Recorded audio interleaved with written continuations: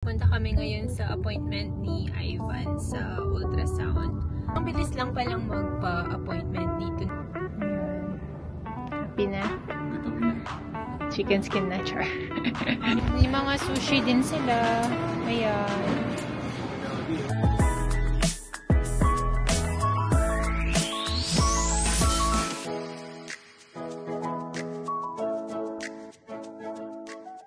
Morning guys! So pupunta kami ngayon sa appointment ni Ivan sa ultrasound. Medyo late lang kami ng konti kasi kakadrop namin kay Kian. Pero malapit lang naman yung dito yung ultrasound sa may Nolan Hill. Bagong bukas lang yata siya din. Samahan nyo kami ngayon. Ang bilis lang palang magpa-appointment dito ng ultrasound sa Calgary, Alberta. Nung binigay yung requisition ng doctor, kinabukasan tumawag si Ivan dun sa kung saan yung nag-ultrasound. Ano pangalan ng Canadian? CRC. Canadian Radiology something. Center. So, tumawag siya and then gusto na nga siyang i-take sa araw na yon, kaya lang fasting to. So, sabi niya pwede bang kinabukasan na lang, which is today. Ngayon naman, flexible din sila. Nakuha niya yung early morning appointment. So, dati kasi it takes months talaga. And yung requisition comes sa hospital. So, that's in Winnipeg. Tapos, dito, ikaw ang magbubook online and tatawag sila. So, ganun yung nangyari kay Ivan. Sobrang bilis lang. Hindi ko lang alam yung result. Pero, at least ikaw na yung magpapabook. Hindi ka na mag-aantay ng letter sa mailbox. So, ito yung daan namin papunta sa may Nolan Hill. Halos 10 minutes lang siya by driving. Malapit lang. Hindi din masyadong traffic pa. Kita na namin from here. So, tumawag sila. Akala nila hindi pupunta si Ivan. Medyo late kasi nga hinatid pa si Kian. Ayun. Sa second floor daw. Ayan.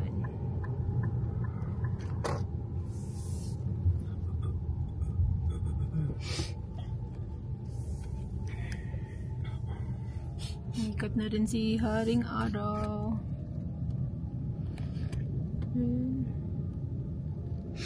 New Health Campus. Northwest pala. Northwest Health Campus. Dito na rin kami. Akit na kami kasi late na rin.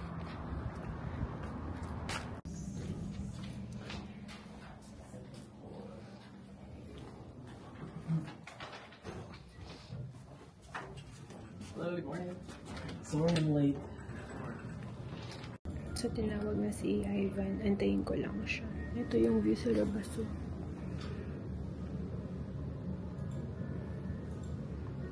Wala rin masyadong tao dito. Pakita ko lang yung CRC kung nasaan kami. May isa pa siyang branch na. Ito siya, bagong bukas lang.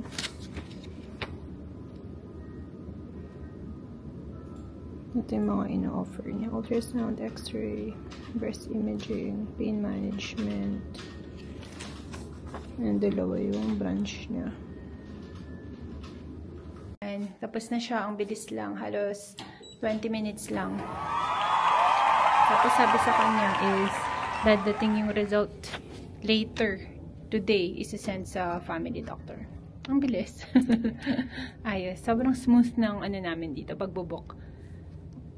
And agad siyang inasikaso pagdating eh. Ayun. Happy na? Gutom na.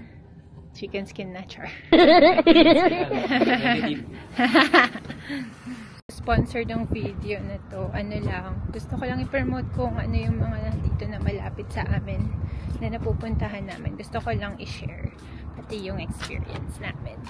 Saglit lang kami sa TNT din. Bili lang ng pabalat. Ang dami pa kasing sobra dun sa ginagawa kong lumpiang Shanghai, tsaka si Mamsi yung piniritong lumpiang gulay. So, samahan nyo kami sa TNT ngayon. Itong lapit lang ng TNT from Nolan Hill, parang wala mang 5 minutes, nandito ka na. Ayan. Ito yung bagong nagbukas na TNT. I mean, hindi naman sobrang bago, pero ito yung latest na branch nila na nagbukas.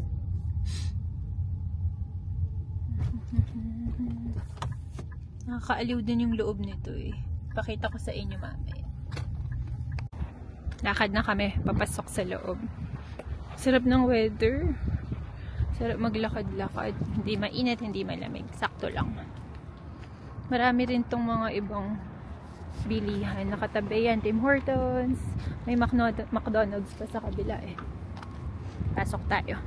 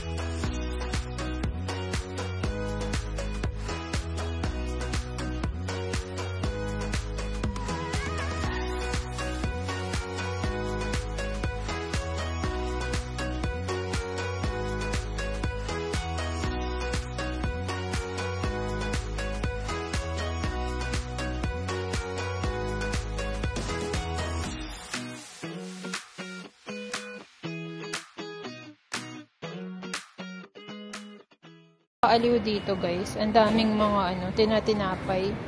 Mura din yung tinapay nila oh. 159 sa mga ganitong tinapay. Gawa nila yan, yung bakery nila dito. Ang dami ring makakita dito, parang dun lang sa Hong Kong. Pero dito, ibang klase naman mga tinatinapay. Ang dami, mga pambaon pwede. May mga fortune cookie. Ano ba to? Oh, taro cookies. Green tea cookies. Ang dami. Ngayon pa.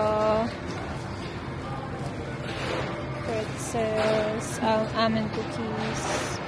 Ito tayo sa kabila. Mga parang yung kopya. Ayun oh. Kopya to, diba? Ayan.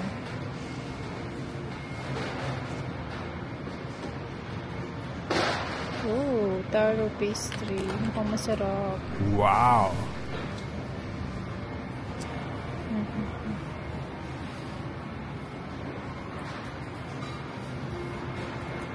Ito po. Red bean pastry. Di ba kopya to? Di ba? Nakakaaliw. Oh, durian. Durian pastry. Actually, may pagkain dito na nabibili per 100 kg to 29. So, depende sa bigat. Kukuha ka ng lalagyan dyan. Pero wala pa ngayon. Hindi ko lang alam anong oras nag-start to. Pero nilalagay dyan. Di pa namin to na-try. Nakikita lang namin. Na-share ko lang din. May mga sushi din sila. Ayan. May unagi. Sarap yan, unagi. Wow. Kung gusto mo yung buo, ayun. $11.99. Sarap nga yan. Kahit tong seaweed, ang sarap nito.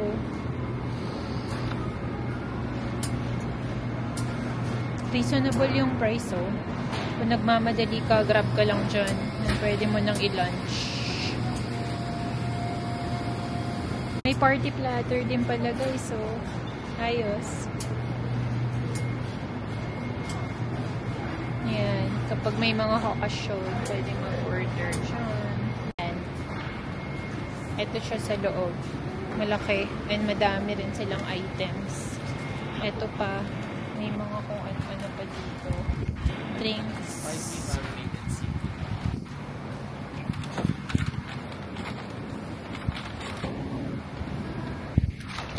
Shopper.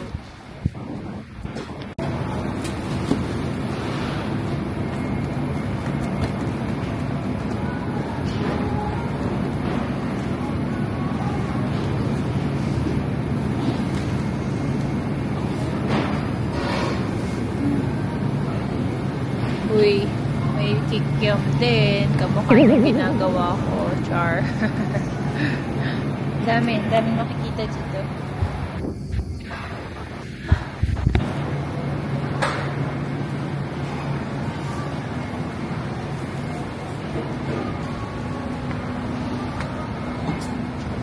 Wow, bongga naman ng mga lalagyan ng mga peras dito.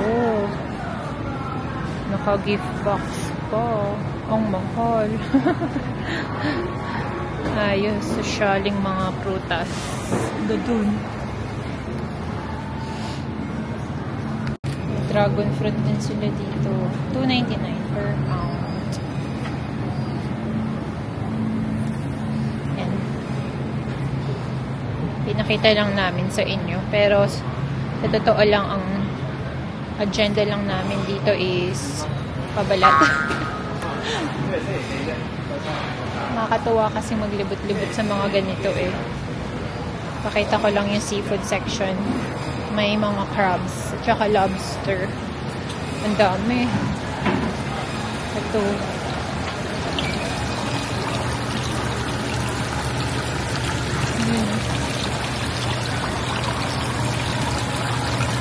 Okay pa yan. Ayos.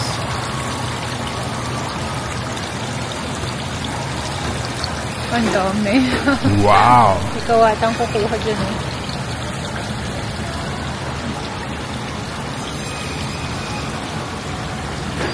Tsaka may oyster live din oh. Fresh pa. Mussels. Tsaka fish. Ah, tilapia pala to. Ang lalaki oh.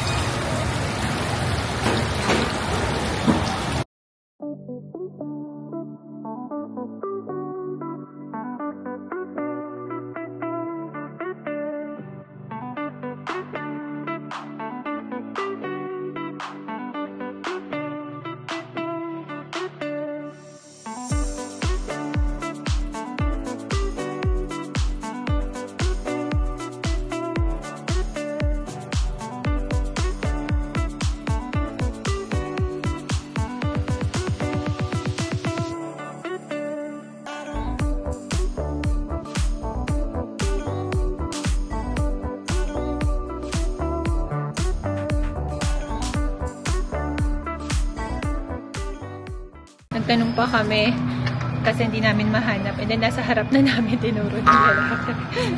Bayad na rin kami soon.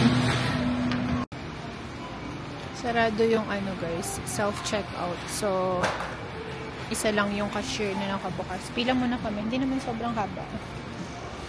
Itong nabiyabit namin. Mga wrappers. Tsaka wow! Spicy sushi roll. Tapos, binuksan din. Humaba na yung pila eh. Welcome. Please scan your first item. Have you scanned your TNT Rewards card? Your TNT Rewards card has been scanned and validated.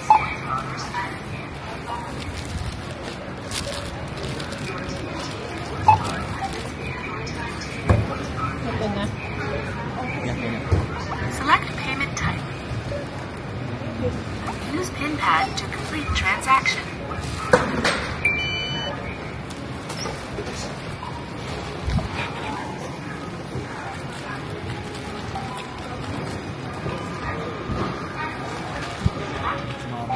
Thank you for using TNT self-checkout.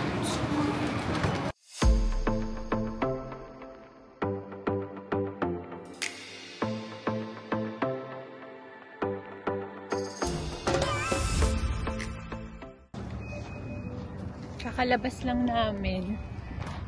Buti ka mo, binuksan nila yung self-checkout. Kasi isa lang nga yung cashier and then humahaba na yung pila. Uwian na. Gusto ko lang magpasalamat po sa lahat na sumubaybay sa vlog na to, sa pagsama sa amin, sa ultrasound ni Ivan. Pinakita ko lang po yung experience namin, first-hand experience lang po namin. Hindi naman to para sa lahat, maybe yung iba nag-antay pa, hindi ko po sure. Pero ito lang yung na-experience namin dito sa Calgary, Alberta. Kasi per province, kahit na nasa Canada ka, iba-iba din po, napansin namin. Kasi nakukumpara namin ngayon na galing kami sa Winnipeg, Manitoba. Hindi naman to compare yung mga provinces. Lahat naman po ng provinces na mapupuntahan nyo, may sari-sariling pros and cons. It depends naman po sa lifestyle ninyo. Lumipat kami dito kasi it fits our lifestyle as a family. So, kanya-kanya naman po yan ang experience. Gusto lang namin i-share kung ano man yung na-experience namin dito sa paglipat namin sa Calgary, Alberta. Again, gusto lang po namin magpasalamat sa lahat ng mga nag-subscribe na, sa mga hindi pa po nakapag-subscribe. Baka po gusto nyo mag-subscribe din sa channel namin. And pwede nyo rin pong i-like, share, and pwede rin po kayo mag-comment sa mga videos namin. Negative man yan or positive, tatanggapin po namin. Sana po, continue rin pong i-watch yung mga next vlogs namin. And appreciate po namin lahat ng feedbacks ninyo. And see you on our next vlog. Bye!